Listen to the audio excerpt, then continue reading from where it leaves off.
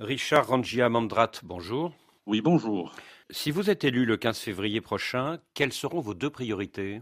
Tout d'abord, permettez-moi de dire que l'Union africaine est en pleine mutation. D'abord, dans sa manière de travailler et peut-être aussi dans sa raison d'être même en tant qu'organisation continentale. Donc, il faut de manière urgente mener à terme ces réformes qui ont été entamées depuis 2016-2017 avec des propositions parfois douloureuses, mais il faut passer par ça pour que l'Union africaine, pas seulement la Commission, mais tous les organes de l'Union africaine soient moins bureaucratiques, plus efficaces, moins de réunionites et surtout un état d'esprit de cohésion entre les organes. Donc ça, c'est le premier volet. Le deuxième volet, c'est comment faire mieux avec moi. Maintenant, le budget de l'Union africaine a été réduit par le Conseil exécutif en juillet 2024. On est passé de 640 millions à peu près à 608 millions de dollars pour cette année. Donc, il va falloir faire avec. Et donc, je me propose de mettre en place un plan stratégique pour 3 à 4 ans. Un plan stratégique n'est plus ni moins que l'alignement en fait des moyens disponibles avec les activités prioritaires pour l'Union africaine. Donc ce plan stratégique, il n'en existe pas pour le moment. Il y a un plan décennal 2024-2033, mais il n'y a pas de plan stratégique. Donc je vais proposer ce plan stratégique et j'espère que les instances dirigeantes de l'Union africaine vont adopter cette démarche. Dans la lettre confidentielle que le Tchadien Moussa Faki Mahamat a écrite en septembre dernier au chef d'État africain et que Jeune Afrique vient de révéler, le président de la Commission regrette les limites de ses pouvoirs et de ceux de sa Commission. Est-ce que vous partagez son point de vue? Oui, je le partage. Je le partage pleinement, puisque tout le monde sait que la Commission de l'Union africaine n'est que l'instance, l'organe exécutif. Lorsque l'opinion attend beaucoup d'une instance exécutive de l'Union, forcément, il y a des discordances entre ce que peut faire le président de la Commission et de ce qu'on attend de la Commission de l'Union africaine. Donc oui, je suis bien au courant en tout cas de l'amertume qu'il a exprimée à travers cette lettre. Mais évidemment, nous sommes là pour d'abord trouver les réponses et rassurer les chefs d'État et de gouvernement sur notre capacité en tant que candidat à donner les réponses idoines à ces questions qui restent en suspens et qui sont bien réelles. Après tout, il faut bien légitimer l'existence de cette commission. Donc oui, je partage en grande partie son point de vue. Quand la guerre fait rage en Afrique, comme en ce moment dans l'est du Congo-Kinshasa, c'est le Conseil de sécurité de l'ONU qui s'en occupe et pas le Conseil paix et sécurité de l'Union africaine. Est-ce que vous ne le regrettez pas? De prime abord, on peut dire que les crises sur tous les continents devraient revenir évidemment à des instances continentales, telles que l'Union africaine ou le Conseil paix et sécurité de l'Union africaine. Tout cela est possible, mais voyez-vous, le Conseil de sécurité des Nations unies, il faut le reconnaître, c'est l'instance planétaire qui résout les problèmes de cette envergure. Donc, je ne m'en offusque pas pour autant. Je pense que l'Union africaine doit travailler, elle doit être présente dans les prises de décision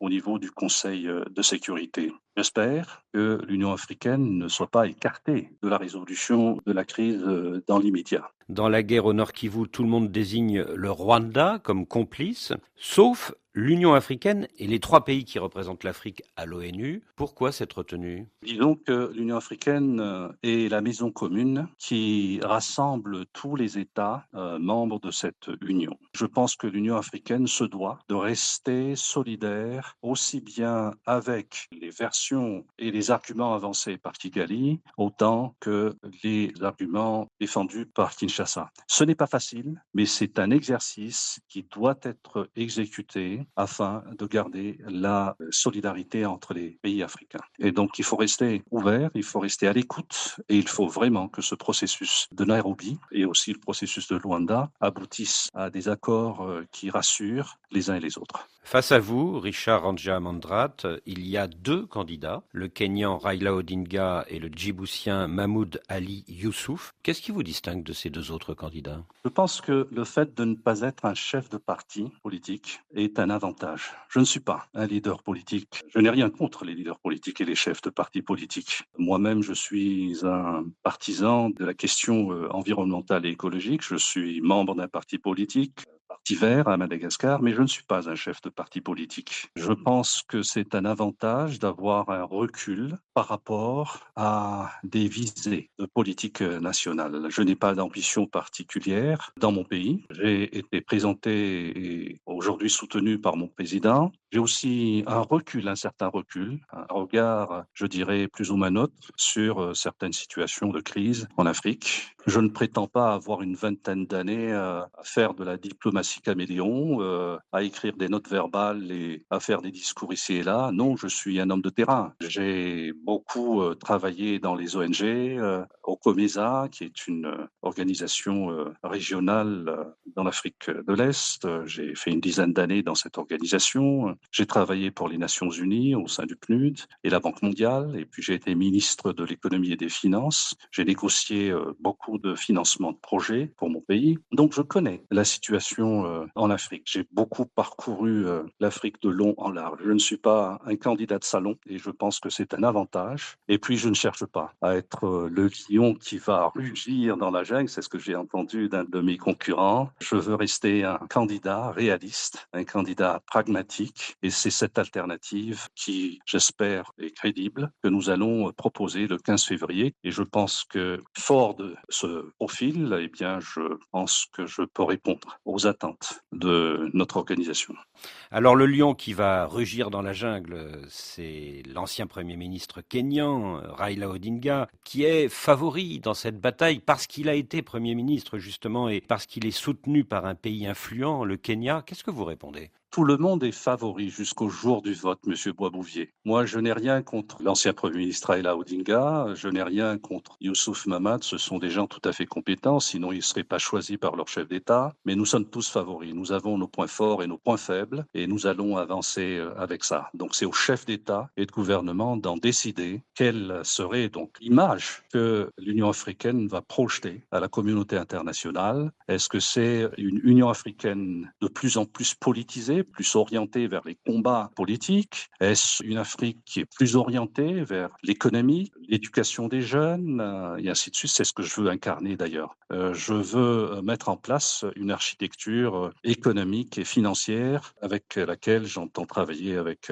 la Banque africaine de développement et les institutions. C'est ce que je sais faire. J'ai été ministre de l'économie et des finances et je sais comment négocier avec ces instances de la finance internationale. Donc, je reste modeste et je ne cherche pas du tout à résoudre tous les problèmes de l'Afrique du jour au lendemain. Moi, je pense qu'aujourd'hui, il faut en même temps des institutions fortes et aussi des hommes forts et crédibles dans leur manière de diriger les organisations telles que l'Union africaine. Et je pense qu'il faut avoir ce courage. Le Djiboutien Mahmoud Ali Youssouf croit en ses chances, notamment parce qu'il parle 3 langues, le français, l'anglais, l'arabe, et parce qu'il est ministre des Affaires étrangères depuis 20 ans. Alors vous dénoncez certaines diplomaties caméléons. Que voulez-vous dire ? Déjà, je ne pense pas que le fait d'avoir fait plus d'une vingtaine d'années dans un ministère soit un avantage particulier. Ce n'est pas dans les critères de sélection d'ailleurs des candidats pour le poste de président de la Commission de l'Union africaine.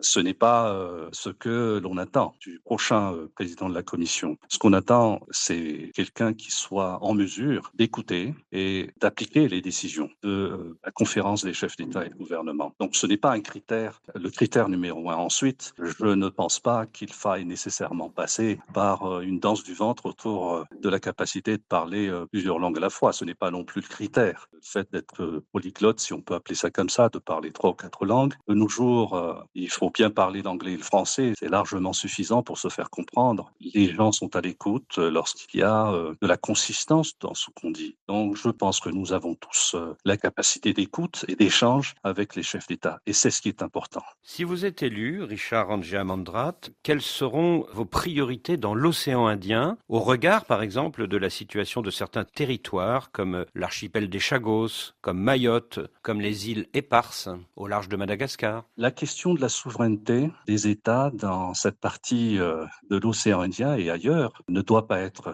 remise en cause. Je pense qu'il faut défendre les avancées réalisées avec les négociations qui sont en cours. Le cas déjà à Chagos est déjà assez explicite. Il faut en tenir compte. Je pense qu'il appartient aux États de continuer à défendre ce principe de la souveraineté. Ce n'est pas chose facile puisque ce sont des hommes et des femmes qui sont derrière chaque État concerné. Vous pensez que l'accord de l'année dernière entre la Grande-Bretagne et l'île Maurice sur l'archipel des Chagos est un bon accord ou un mauvais accord? Je pense qu'il y a encore des points d'achoppement, si j'ai bien compris, qui restent à être résolus dans l'immédiat, mais c'est un accord qui permet d'avancer. En tout cas, il y a l'esprit de cet accord qui doit être maintenant respecté, à savoir que la restitution de ce territoire doit se faire avec un accord mutuel sur le contenu même de cet accord. Donc moi, je pense que c'est l'esprit qu'il faut garder en tête et il faut attendre que les négociations aboutissent à leur terme. Et concernant les autres territoires, je pense à Mayotte et aux îles Éparses. Pour ce qui concerne Mayotte, je crois que c'est entre la France et les Comores dans un premier temps, mais bien entendu, les Comores étant un membre à part entière de l'Union africaine, le principe même du respect de la souveraineté de ces États doit être le principe directeur et je laisserai le soin, bien entendu, à ceux qui sont directement concernés dans les négociations de faire aboutir les points qui vont rassurer les uns et les autres. Je ne vais pas m'aventurer à dire ce que je ne peux pas, en tant que candidat, avancer pour des questions bilatérales. Je crois qu'il revient à la France et aux Comores de trouver l'accord qui rassure les uns et les autres. Et concernant les îles Éparses, au large de Madagascar? Le principe est le même. Je pense qu'il y a des résolutions depuis 1972 qui sont au niveau des Nations Unies et nous continuons à échanger nos points de vue pour que nous puissions trouver la meilleure formule pour que, une fois de plus, la souveraineté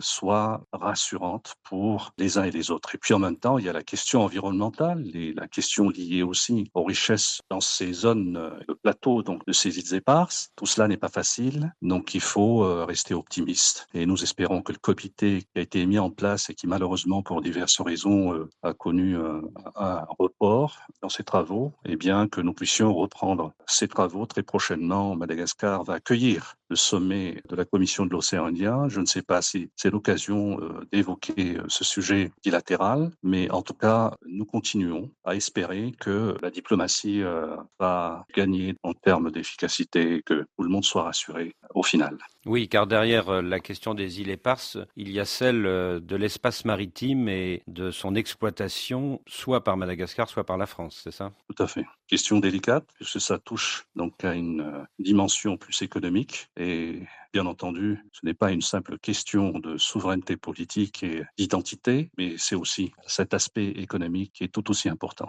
Richard Rangia Mandrat, je vous remercie. Merci à vous.